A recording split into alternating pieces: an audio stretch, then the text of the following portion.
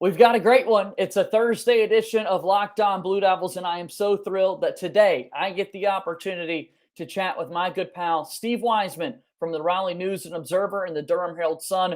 We're going to talk about the Duke men's basketball offseason and football season. Yes, football season right around the corner. We're counting down the days until kickoff inside Wallace Wade Stadium. All of that coming up on today's edition of Locked On Blue Devils. Here we go. Dick Vitale, hey, make sure you listen, man, to Locked On Blue Devils with J.J. Jackson. He's awesome, baby. You are Locked On Blue Devils, your daily podcast on the Duke Blue Devils, part of the Locked On Podcast Network, your team every day.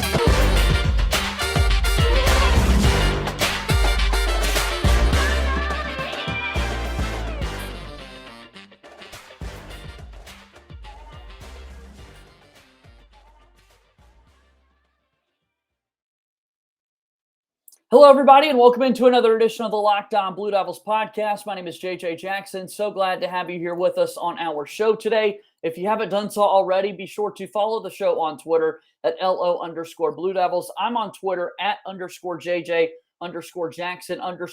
If you're watching us on YouTube, we're grateful for that. Be sure to follow, subscribe, turn on your post notifications to be alerted when a new episode of Locked On Blue Devils posts daily. If you're listening to us on that podcast platform, leave us a 5-star rating and review. It means the world when you do that. On today's show, I am so thrilled because my good pal Steve Wiseman from the Raleigh News and Observer is here with me to talk about the offseason for Duke men's basketball, football season right around the corner, and a variety of other topics. So let's bring him in now. Steve, the time is always appreciated. I hope you've been having a very fun summer. I have, JJ. I was able to get a little bit of downtime in June, so that was fun. It sort of got interrupted with the news of Southern Cal and UCLA making their move. Kind of broke right before the 4th of July weekend. But anyway, that's the business we're in. And but yeah, it's a good time. It's good to be with you again. Yeah, let's start there, Steve, because obviously you've been covering college athletics for a number of years now, and it's always changing, but now more than ever, right? The past couple of years, we've seen the name, image, and likeness laws be introduced. We're always seeing a crazed transfer portal, and now conference realignment is such a big hot button topic of conversation. What do you think of all this kind of chaos that's happening in college athletics? Yeah, we're really, approaching kind of a tipping point here when some major things are going to happen. And I think, when the Texas and Oklahoma announcement happened a year ago, we thought, okay, this is the next beginning of the next big wave that we saw like 10 years ago, right? When all that happened. And it took a little bit. I think we thought this USC and UCLA move might happen. It might not have taken a year for it to come out, but it did. And so it seems like the next step might be a little bit quicker than the gap we just saw. I think, because the Big Ten and the Pac-12 and the ACC formed that alliance, and that proved to be not worth the paper it was even written on because the Big Ten went in and raided Pac-12. So that alliance sort of calmed things down a little bit over the last year. But now that's all blown up. Now it's just it's gone to the dustbin of history, as they say. So I think we're in a very nervous time for a lot of leagues, not named the SEC and the Big Ten, because the SEC and the Big Ten are the two North Stars of college sports, and they're kind of dictating where everybody else is going to go, and everybody else is just scrambling to try to keep up.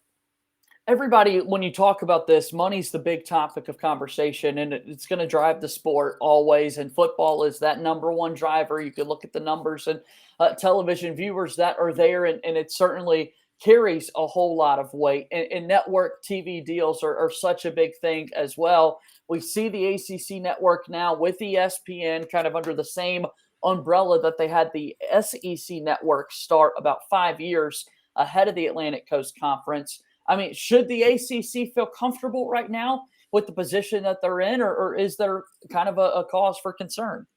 Yeah, well, they shouldn't feel comfortable because they're not keeping up on an annual revenue basis from the two leagues that we talked about, the SEC and the Big Ten. And it is interesting that ESPN is behind the SEC network, and they're making a lot of money off that. And they're also in business with the ACC, so they don't want to see the ACC go away because they have a viable channel that's doing pretty well. Frankly, it's way ahead of the Pac-12 networks ever dreamed about being. As far as the carriage agreements they have and all that. But we'll see. They shouldn't feel good because they're fighting to be third. The ACC I'm talking about, right? And so you're looking at Clemson and Florida State, Miami, North Carolina. There are schools that are attractive to other conferences, and the grant of rights the ACC has, and I don't want to get into all that, but that's what's kind of holding it together through 2036 probably. So that does give the ACC some sort of strength, some solidarity when it comes to that, but it doesn't stop other schools from looking around and saying, hey, we're stuck in this contract, right? It's keeping it together, but it's also preventing the ACC from keeping up with the other conferences. It's a classic catch-22. So right. That causes some uncertainty. You talk to any commissioner of any athletic conference, and they're not going to let you know a favorite school, right? They're going to tell you that everybody's great, everybody means the most. But it is true that within every conference, you've got the top schools that drive everything. In the SEC, you're so grateful for the likes of Alabama and what they're able to do. The Georgia Bulldogs of late, Texas A&M, and that state backing them is off to wonderful things. Let's bring it back home here. It is Locked On Blue Devils after all. If you're looking at Duke athletics as a whole, where do they kind of fit in the grand scheme of things of the Atlantic Coast Conference as it currently sits? Yeah, I mean, Duke is a national brand, right? So, I mean, that's something. It's an academic strength right. When it comes to that. It's a pride factor. But football is what's driving all the TV money. It's 80% of the TV contracts, and Duke is not traditionally a strong football program. Nobody can argue that point. Yeah. And they had the good run under Cutcliffe where they got to the championship game and bowl games and all that, but they've kind of regressed down to where they were before Cutcliffe arrived. And so when you're another conference looking at should we bring Duke in, if they come in without Carolina, Duke's not really worth as much, right? And I know that's probably hard for a lot of Duke people to think about, but the fact is that the basketball rivalry is a very valuable television product. And while I admit football is what drives everything, when it comes to basketball, there's no product that's worth more than Duke UNC basketball in that department. So whatever conference might go after Duke, if the ACC does fall apart, which I'm not saying it's going to, but there's a likelihood of that, right? There's a chance. When you talk about attractiveness, that's the most attractive thing is that rivalry in basketball. So you're going to want to have Carolina come along with you, I think. And that's, again, a tough place for a school like Duke, which has a lot to be proud of, no question about it. But just in this realm, they need to be kind of, tethered to Carolina to be a really powerful thing. I certainly love talking about this stuff and kind of thinking about the ideas, but it's almost to a point where I'm ready to walk away knowing that the ACC should feel comfortable, and hopefully a week shy of all these conference media days, we can get commissioners speaking to massive audiences on public record and kind of hush some of these discussions moving forward. Steve Wiseman here with us on the Locked On Blue Devils podcast. Let's talk about that football team. Football drives everything. We got to talk about Mike Elko's bunch ahead of year one, and we'll do that here in just a moment. Today's episode of Locked On Blue Devils is brought to you by our partners at Rock Auto. With the ever-increasing number of makes and models, it's now impossible for your local chain auto parts store to stock all the parts that you need. Why would you want to endure the often pointless and seemingly intimidating questioning like, is your Odyssey an LX or an EX model, while you wait behind the person at the counter orders the parts on their computer, when you could be doing this on your computer yourself, and you get the opportunity to choose the brands you want as opposed to the only brand the warehouse happens to carry. You could save time and money when you use Rock Auto. It's a family business serving do-it-yourselfers for over 20 years. Prices are reliably low and for every customer. Go to rockauto.com right now and see all the parts available for your car or truck. Right, Locked On Blue Devils in their How Did You Hear About Us box so they know that we sent you. Amazing selection, reliably low prices, all the parts your car will ever need. Visit rockauto.com. Here on Locked On Blue Devils alongside Steve Wiseman, I'm JJ Jackson. Steve, your work with the Raleigh News and Observer is absolutely remarkable. I'd encourage folks to follow you on Twitter at Steve Wiseman NC. Tell me about some of the projects you've got in the cooker right now. Yeah, I mean, we've just been talking about all the realignment stuff. That's been the number one topic that we've been writing about at the N&O since the USC and UCLA thing broke, really, is looking at, where does the ACC stand? What's the grant of rights mean? What could Notre Dame do next? What would make Duke or UNC or NC State attractive to other conferences if it came to that? So that's been the main thing we've been writing about lately. And obviously you mentioned Media Days coming next week, the ACC Media Days for football in Charlotte. That's going to be a big topic there too. When Jim Phillips gets in front of us for his state of the conference address, there's a lot to talk about, a lot of questions to be answered. And I think you're right when you said it'll be really refreshing to hear him talk on the record about some of this stuff and just kind of maybe ease some people's fears or just say, hey, here's where we stand. Here's what we're trying to do to strengthen the conference. How about that? Instead of like worrying about who's going to pick it apart. So that'll be a big thing. And then myself, one thing I'm working on obviously is a lot of the off-season basketball news, trying to get the schedule together for John Shire's first year, analyzing the roster as we know it is now. And then with football, getting ready for Mike Elko's first year and kind of I'm working on some stuff about, who is Mike Elko? Yeah. We know a little bit about him from when he came in last December, but there's a deeper dive to be done into his background and who is this guy who's been charged with leading Duke football and getting it back up to be a competitive program in the ACC again. Well, it's quite the task, and I know I can't wait to read the words that you put there online for the Raleigh News and Observer. And talking about Mike Elko, we obviously have seen him introduced at Duke University. We saw him throughout the entire spring ball for this Duke football program and the spring game that came into be. But when you think about ACC Media Days next week there in Charlotte, Mike Elko gets to be there amongst his peers representing Duke. And now he's speaking to the larger audiences about what he wants Duke football to be. What do you think Elko will say in those settings? Yeah, he's going to talk about, the work they did in spring ball, trying to analyze what he has and look at the areas of strength that he can build on. Obviously, with the record, they haven't a lot of strengths, right? But there are some things you can look at and say, okay, like we got 4 offensive linemen coming back. That's a good place to start. Shaka Hayward at linebacker, Dwayne Carter at defensive line. You've got some help there. You can build on that. But really, he's trying to teach these guys, how to have success again. They've been beaten down so much the last 2 years, and that can really weigh on kids. And he's coming in with different looks. He's coming from, a top program at Texas A&M. He was at Notre Dame before that. So, he's got some ideas and some different things to bring in here. He's got a quarterback battle. We don't know who's going to be the starting quarterback, Riley Leonard or Jordan Moore. They're both sophomores, so it's going to be an inexperienced guy, which you don't want. But when you're rebuilding, and that's what they're doing, you've got to take some lumps this year with these guys, get them ready to go, and then maybe the year or two down the road you can see some real success. That's kind of where they are. I mean, they're starting from the bottom. They got to build up from there.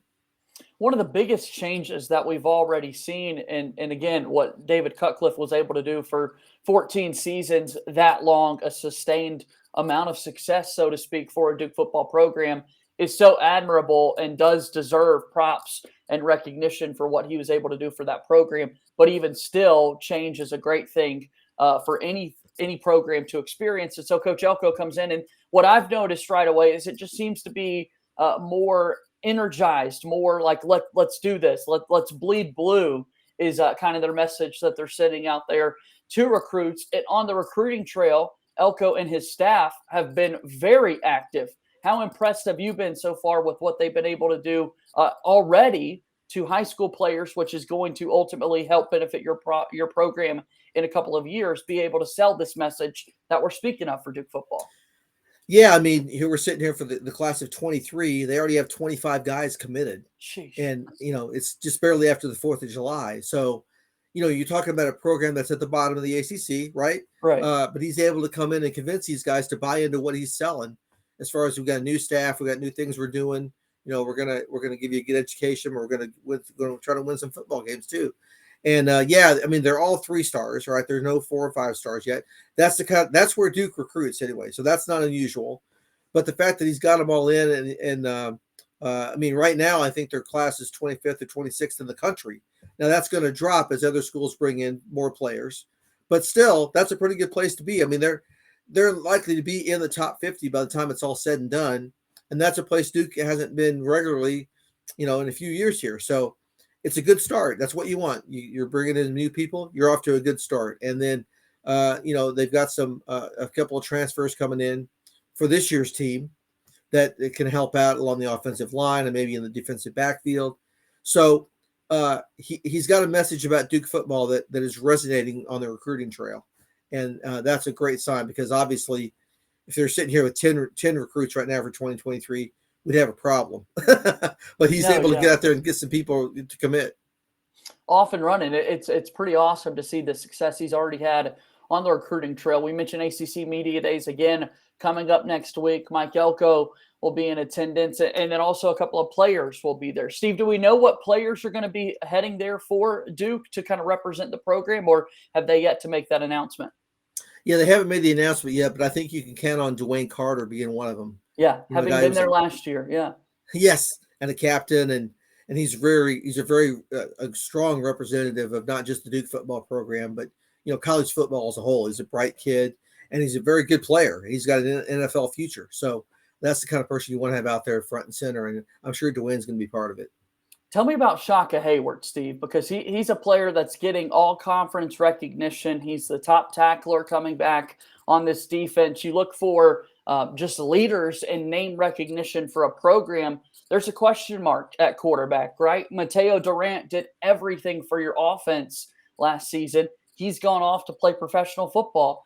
Jake Bobo was your leading wide receiver. He used he graduated and went on to UCLA to continue his career. So you kind of look at those big names. Dwayne Carter is one of them, but I think Shaka Hayward is equally there in the conversation and getting a lot of love at that linebacker spot. Tell me about him. Yeah, absolutely. He's a great, a sideline to sideline linebacker. You get a lot of things done there. You can blitz him up the middle, or go after the quarterback and some specialty packages. He's somebody that Mike Elko, with a defensive background, right, former defensive coordinator, and Rob Smith, the defensive coordinator who came from Rutgers, are going to want to feature in a lot of what they're doing. I mean, we talked about areas of strength that they may have, as few as they may be, given the record.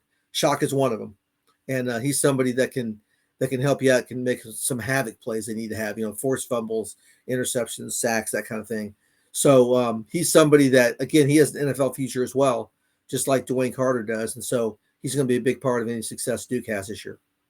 Is there anything in particular that you want to hear from Mike Elko next week, Steve? And any opportunity you get a chance to chat? Because I know a lot of it is going to be football talk and what does your team look like? How can you be effective on third down? Whatever that conversation sort of looks like. Is there anything you mentioned? You've got a good story coming up about, who is Mike Elko, the man, but what is most intriguing to you about this guy?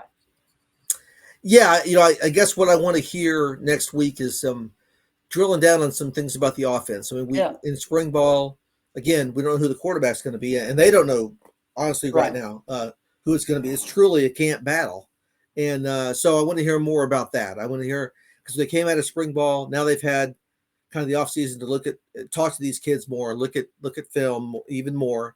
After coming in, in December, boom, you're here. Okay, we got to get things going. Now they've had some time to sit back and look at it and see what they want out of that position. Do they want Riley Leonard, who's the classic drop back, strong arm quarterback, or Jordan Moore, who's got the running ability to make big plays all the time? And he's a pretty good passer too, right? He's not as good a passer as Riley Leonard, but that's that whole battle. What do you do? How do you measure that? So I want to hear some more about Mike Elko talking about that part of it, and then, what his approach will be on defense with Dwayne Carter and Shaka Hayward, and some of the problems they've had in the secondary the last couple of years has been really poor play back there, and so you've got some young guys that are going to play there. You've got a couple transfers coming in that can maybe help out. How can they get back to competitiveness as fast as possible? Not not going to a bowl game this year. I don't think that's what anybody thinks, right? But get back to where you're not losing games 40-10. You've got a big step there to do. And how does he think that's coming along so far? We'll certainly read all your work and hear all about it next week at ACC Media Days. We've got one more time out here in Locked On Blue Devils, and when we come back, I do want to talk about Jon Scheyer. He's going into his first year taking over a program. We'll discuss a little bit about that after this final timeout here on Locked On Blue Devils. Alongside my good pal, Steve Wiseman, I'm JJ Jackson. Today's episode of Locked On Blue Devils is brought to you by Built Bar. Built Bar is so amazing. It is my favorite protein bar. It's the best way to start your morning, quite frankly. These bars are low in calorie, low in sugar, high protein, and they're all so delicious. They've got a brand new flavor that you need to know about. It's the Coconut Brownie Chunk Built Bar. The flavor's been there before, but now it's in the Puffs variety. You've got your traditional Built Bar, but then the Puffs variety, a reminder, is that delicious, chewy marshmallow flavor, and yes, still covered in 100% chocolate. It's so outstanding. Again, all Built Bars are made with collagen protein, which your body absorbs more efficiently and provides tons of health benefits. Eat something that tastes good and is also good for you. You can go to built.com and use promo code LOCKED15. Get 15% off your order by using promo code LOCKED15. That's LOCKED15. Locked15 at built.com. It's our final segment here on today's edition of Locked On Blue Devils, once again alongside Steve Wiseman from the Raleigh News Observer and the Durham Herald Sun. And Steve, we talk about Jon Scheyer. He's getting set for his first year as the Duke men's basketball coach. We last spoke towards the end of May when the NBA draft was still a ways off, when players were still going through the draft process. We now know exactly what that roster looks like going into year one for Coach Scheyer. I'm curious from you, how do you assess this roster he's put together? Yeah, I mean, it's a roster that's built to win at the highest levels of college basketball, and it's obviously built around freshman talent. With Derek Lively and Kyle Filipowski and Derek Whitehead, to name just the 3 top 10 recruits that are coming in. But they've got some experience with Jeremy Roach, who's been through big games last year, helping Duke get to the Final Four. Jacob Grandison comes over from Illinois as a transfer. I think that was a big pickup to have an experienced shooter on the perimeter, which they really needed. So, I like this. I like this group. I like getting Young from Northwestern. Ryan Young, the backup center, to play behind, and maybe push Filipowski and Lively and give them another look there in the post. They're a tall team. Think about it. You got, Lively's at 7'1", Kyle Filipowski 6'11", Young is at 6'11" or so, 240. So you've got some strength in the middle there. And I just think it's they've done a good job putting this together. And this is Jon Scheyer's team, right? He recruited these guys. Coach K didn't recruit him. Jon Scheyer did. So now it's his time to get them on the court and see what they can do. It feels like there's so much versatility because you just mentioned 3 guys that are huge. At last year's team, Mark Williams was really your only large individual out there on the basketball floor. Theo John was great in the role that he had for the Duke Blue Devils this past season. But you mentioned all 3 of those bigs, and then, you still have your stable of guards in the backcourt that Duke can go to. I'm really impressed by the versatility that this lineup has. Yes, the balance for sure. Yeah, and a lot of times in the past, we've had really. It's been since when Marvin Bagley and Wendell Carter were playing together, that you had 2 bigs like that could play on the court at the same time. And so, Filipowski and Lively are friends, and they knew they were coming in to play together and play off each other. They could start at the same time, and then Young could come in and back up one or the other. It's not a situation where they're going to be fighting for the same minutes. Those 2 guys, they're going to play in conjunction with each other. And so, that's something, you don't see a lot in college basketball anymore. It used to be, you had more of the wing type players, the all court type players like Paulo Banchero. And now you've got, you got 2 guys that can play inside together. So, and with strength in the backcourt too. It's not like it's a weakness and they're just an inside team. They've got guys on the perimeter that can shoot. Jeremy Roach showed that last year. He's going to be experienced handling the ball. Whitehead looks like a really a wild card type player. that can do a lot of things on the perimeter, shooting, ball handling, playing defense, and getting the ball to those guys inside. So, yeah, it looks like another strong year for the Blue Devils. And you mentioned Grandison coming in, the late addition there, and as elite of a shooter as he was these past 2 seasons at Illinois, a really good percentage is something that you love to see, and are certainly hopeful that that could translate for the Duke basketball team. But then one of the other later additions that you briefly mentioned for Tyrese Proctor to reclassify, coming in a year early, all the way from Australia, hasn't yet quite made it to campus to join this Duke team. But, man, that certainly is an added bonus when one of your prized recruits for the class of 2023 can just so happen to join you a year earlier with sort of the NBA Global Academy experience that he has and all of the just versatility, again, that he's going to be able to bring your club. Yeah, he's definitely going to be in the rotation for sure. And he'll push for a starting job. Yeah. I mean, I'm not sure he's going to beat out Jeremy Roach, but that's what you want. You want to have that competition internally to push everybody to make them better. And so, yeah, that was a huge pickup for them after Trevor Keels decided to stay in the NBA draft. They needed to have another ball handler, another talented ball handler out there. And so a big get for them, just lengthens the bench a little bit more. And that's something, again, we're used to seeing the way Coach K handled the bench, right? And got down to, his core 8 or 7 or 8 players. Will John Shire do that? Or will he play 9 guys or maybe even 10? With Proctor, that's a possibility now that you didn't have before. So, another little wrinkle we're going to look at with the new staff.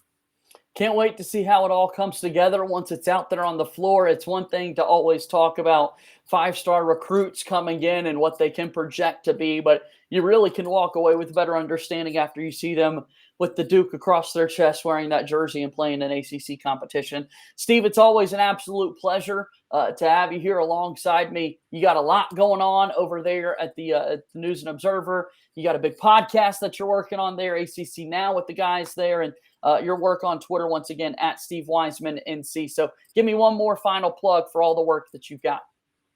Yeah. Please follow us at newsobserver.com.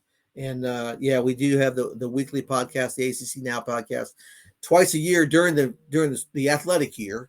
But now in the off season, we're just once a year or once a week. And last month I was able to have Grant Hill on there talk about his new book. That was a fun thing. Josh Hairston joined me, the former Duke player who's now an agent, representing Wendell Moore in the NBA. So that was a fun look to reconnect with Josh. So. And then my other colleagues, Luke DeCock and Andrew Carter, C.L. Brown covers Carolina, Jonas Pope does NC State. We all kind of collaborate on that podcast, and so it's another outlet for our work. And I appreciate you giving me a chance to talk about it. It's been a fun thing for us. Yeah, I've certainly enjoyed listening to it, especially when you got the Duke guys on there to hear their stories and what they're up to these days. So I would encourage everyone else to check it out as well. Steve, thank you once again for all the time you spend here on the program. It's always an absolute pleasure to have you here with me. Thanks, JJ. Glad to be with you always. That's Steve Wiseman. He's joining us here on today's edition of Locked On Blue Devils, and that wraps up our show for today. Thanks, as always, for making Locked On Blue Devils your first listen every single day. Be sure to follow and subscribe to Locked On Blue Devils wherever you get your podcasts. That's going to do it for today's show. As always, go Duke. I'll talk to you tomorrow. My name is JJ Jackson. Thank you and good day.